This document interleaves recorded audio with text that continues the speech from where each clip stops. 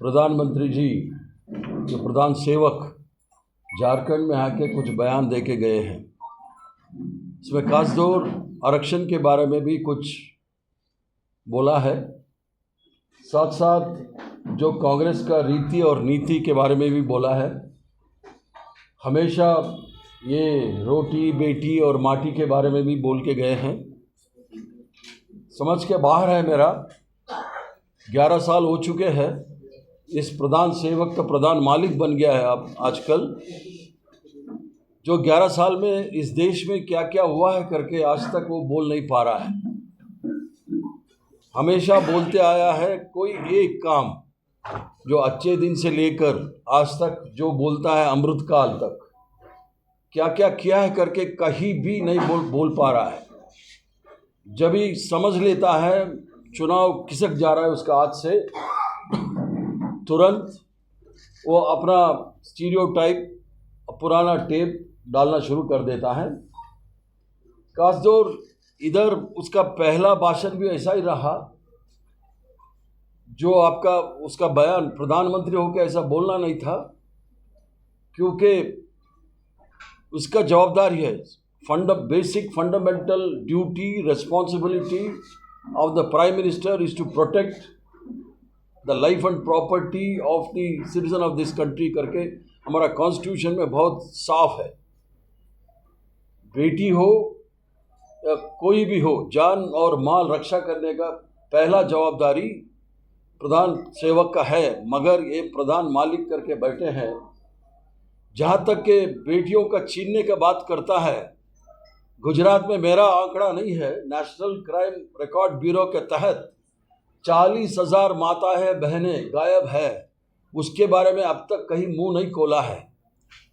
जो जुल्म गुजरात में जो होता है, गुजरात मॉडल का जैसा, घोड़े में बैठ नहीं सकता है, मूंछ बड़ा नहीं छोड़ सकता है, ये सब गुजरात का मॉडल पूरा देश में लागू करने का लगातार कोशिश जारी है। कुछ 50% का रिजर्वेशन उसको 75% करने का बात राहुल गांधी जी ने किया है। उसके बारे में नरेंद्र मोदी आज तक कुछ बोला नहीं है। अगर वो हाँ है या ना है करके वो पहले बोलना है।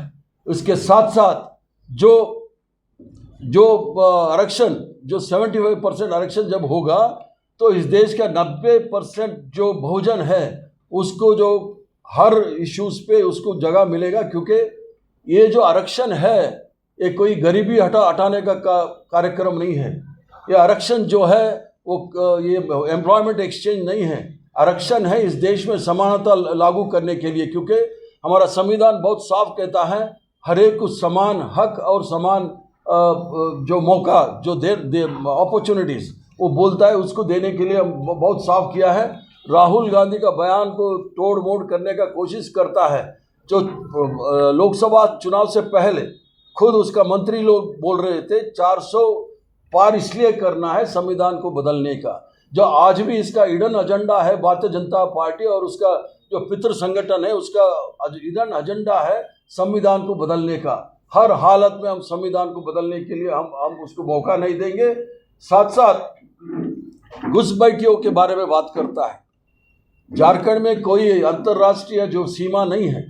झारखंड में अगल बगल में छत्तीसगढ़ है, वेस्ट बंगाल है, उत्तर प्रदेश, उड़ीसा है, यही है। मगर कहीं भी अंतर्राष्ट्रीय सीमा नहीं है। घुसपैठियों के बारे में बात करता है। इसके मतलब प्रधानमंत्री हमारा जवान लोग जो सीमा में हमारा जो सीमा सुरक्षा कर रहा है उसको अपमान कर रहा है जो घुसपैठियों के बात करके। क्योंकि घुसपैठियों को रोकने का काम केंद्र सरकार का है, झारखंड सरकार का नहीं है। जो भी झारखंड में है वो झारखंड निवासी है। इसके लिए हम लोग जो 7 गारंटी दिया है उस 7 गारंटी झारखंड में जो भी है उसको 7 गारंटी मिलेगा। इसलिए ये जो नरेंद्र मोदी जी हमेशा आके उल्टा सीधा बयान करते हैं और झारखंड का जाने माने जो हिंदुस्तान इंजीनियरिंग का कंपनी जो है उसके बारे में अभी तक कुछ बोल नहीं पा रहा है। क्योंकि हमेशा बोलता था 70 साल में कांग्रेस पार्टी क्या किया है। पंडित जवाहरलाल में उन्नाव में जो एमएलए था, जो एक लड़की के ऊपर दुराचार करने के बाद 1 साल उसको निलंबित नहीं किया था पार्टी से, सुप्रीम कोर्ट उसको जेल भेजने के बाद उन्हें उसको सस्पेंड करना पड़ा, क्योंकि ये डबल स्टैंडर्ड जो है भारतीय जनता पार्टी और जो नरेंद्र मोदी जी का बहुत साफ दिखता है। चुनाव में हम लोग 5 साल में एक बार चुनाव करता है, हमारा बच्चों का उज्जवल भविष्य के लिए कौन सा सरकार हमारा बच्चों के लिए उज्जवल भविष्य बनाता है, मगर नरेंद्र मोदी जी आके हमेशा जो डर का माहौल पैदा करके वोट पाने का कोशिश करता है, नाकाम होगा इस बार।